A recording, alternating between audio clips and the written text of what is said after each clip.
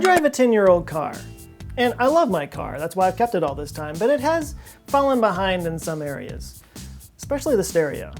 That's why about a year ago I invested in a brand new Bluetooth touchscreen stereo that makes me feel like maybe I didn't buy my car in the Bush administration. But this awesome new stereo comes with one tiny drawback, which is that when I'm driving to work down a particular road during a particular time of year, everything is angled just such so that the rising sun goes through the back passenger window and bounces off of this flat touch screen right into my eyeballs. You know, blinding me.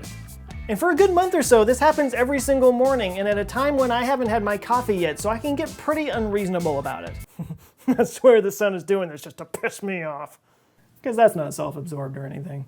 This happened again the other day, but this time a thought crossed my mind. And that thought was, all of that light that's blinding me is made up of photons. Billions of tiny photons, little tiny packets of energy that were created in the core of the sun when two hydrogen atoms fused together through extreme pressure to form a helium atom. That little packet of energy flew out and then bounced around the inside of the sun for tens of millions of years before it finally got flung out at 186,000 miles an hour, transversing the entirety of the sun to the earth in 8 minutes before it hit the atmosphere, scattered downward toward the ground, where it bounced off of that radio and into these two fluid-filled sacs that evolved photoreceptors billions of years ago. And the only reason why my car was in that position was because it was being moved forward by the action of pistons being flung upward in a cylinder by the explosion of a material that was refined from a sludge that was created by the decomposition of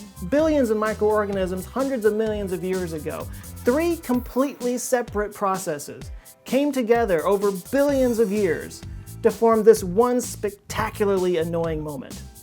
And I laughed my head off. And leaned forward 4 inches and that fixed the problem. But that is the power of big picture thinking. It can take an annoying moment and make it transcendent. You know, a lot of people avoid big picture thinking because they think it makes them feel small and insignificant, but for me anyway, it actually makes all those little moments extremely profound and interesting. Now, I run this channel and I talk about these things because I think they're interesting, and thankfully a lot of you feel the same way. But in the world of YouTube, they talk a lot about bringing value to people. You know, how are you helping people with your channel? And that's something I've always struggled with. I never really knew what value or what help I was providing to people. I just thought this is some kind of a mix of educational and entertainment with the emphasis on the latter. But then I got an email from a viewer. Her name was Maeve Linsky, and she said this: "Just came across your YouTube channel tonight, and I'm so glad I did. I'm going through a tough period at the moment, and lots of your videos talk about the subjects that are in my mind constantly. The great thing about your videos is how you tie different subjects together and see everything in a creative and comprehensive way. I also learned some scientific facts that genuinely blew my mind. Your videos made me laugh my head off, understand that my perception is not reality. They made me realize how the world is amazing and I should be enjoying it instead of being a big mope." And that utterly blew me away.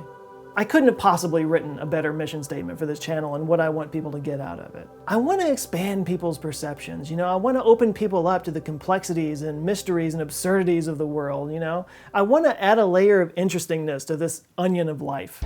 So if you're new to this channel, I hope that you can get something like that out of these videos, and if you're already a subscriber, thank you so much for being a part of this and for commenting and for contributing. You guys make this what it is, and I'm going to do my best and work my butt off to keep providing stuff like this, to give you a little nugget of interestingness every Monday morning to start your week off, or at least give you something interesting to think about. And if you want to support this channel, really the easiest thing you can do is just to share these videos on your social media. You know, I get emails all the time from people that are like, "How do you not have 1 million subscribers?" And I'm like, I don't know. But you guys sharing these videos is a really great place to start. You can also follow me on Facebook and Twitter, where I post follow-up material throughout the week that pertains to that week's video topic, and we have discussions on there that go far beyond what the video says. And that's also where you can ask questions that I might use as topics for future videos. Wherever you are in the world, and I've got viewers from all over the world, which is kind of crazy, I hope that you're safe and happy and that you're living a life full of purpose and wonder. Thanks so much for watching, and I will catch you guys next time. Love you guys. Take care.